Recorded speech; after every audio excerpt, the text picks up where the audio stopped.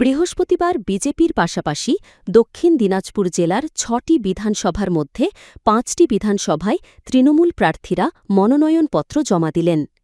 এদিন বালুরঘাটের প্রার্থী অর্পিতা ঘোষ, তপনের প্রার্থী চিন্তামণি বিহা ও কুমারগঞ্জের প্রার্থী তোরাফ হোসেন মণ্ডল বালুরঘাট ডিএম অফিসে মনোনয়নপত্র জমা দেন। অন্যদিকে বুনিয়াদপুরে অবস্থিত গঙ্গারামপুর মহকুমা অফিসে হরিরামপুরের প্রার্থী বিপ্লব মিত্র ও কুসুমন্ডির প্রার্থী রেখা রায় মনোনয়ন জমা দেন। বিশাল জনসমাগম ও বর্ণাঢ্য মিছিলের মধ্য দিয়ে বালুরঘাট বিধানসভার প্রার্থী অর্পিতা ঘোষ এদিন তার মনোনয়নপত্র জমা দিলেন। এদিন দুপুরে বালুরঘাটের পুরানো হাইস্কুল মাঠ থেকে শুরু হয় তৃণমূলের মহামিছিল। দলীয় পতাকা, ব্যানার, ঢাক, ঢোল, ব্যান্ড পার্টি এবং স্লোগানে মুখরিত হয়ে ওঠে সমগ্র শহর।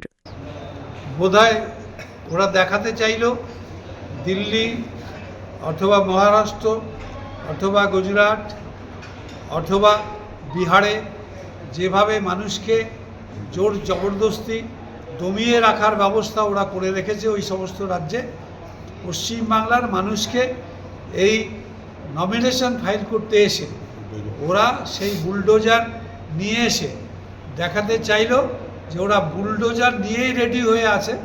বাংলার মানুষ যদি কোনো রকম প্রতিবাদ করার চেষ্টা করে ওরা সরকারে আসলে, তাহলে বুলডোজার দিয়েই ওদের পিষে একদম শায়েস্তা করে দেবে। শপথ নিলাম যে আমি এই ভারতবর্ষের সংবিধানের প্রতি আমার যে দায়বদ্ধতা, আনুগত্য, এগুলো বজায় থাকবে এবং আমি কাজ করব মানুষের জন্য, এটাই শপথ।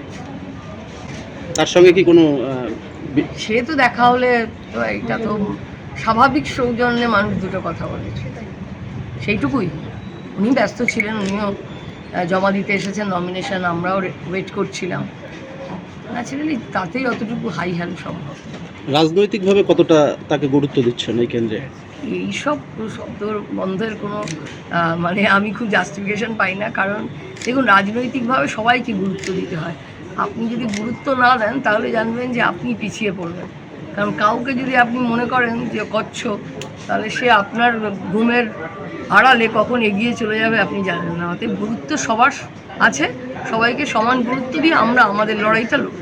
অর্পিতা ঘোষের সঙ্গে উপস্থিত ছিলেন বালুরঘাট টাউন তৃণমূল কংগ্রেসের সভাপতি সুভাষ চাকি, বালুরঘাট পৌরসভার পৌরপিতা সুরজিৎ সাহা, এমসিআইসি মহেশ পার্খ, বিপুল কান্তি ঘোষ সহ দলের একাধিক নেতানেত্রী। পরে তপন বিধানসভা কেন্দ্র থেকে প্রার্থী চিন্তামণি বিহা, কুমারগঞ্জের তৃণমূল প্রার্থী তোরাফ হোসেন মণ্ডল মিছিল করে ডিএম অফিসে মনোনয়নপত্র জমা দেন। সব মিলিয়ে মনোনয়ন জমা দেওয়ার দিনেই বালুরঘাটে তৃণমূল কংগ্রেসের এই শক্তি প্রদর্শন রাজনৈতিক মহলে যথেষ্ট তাৎপর্যপূর্ণ বলেই মনে করা হচ্ছে।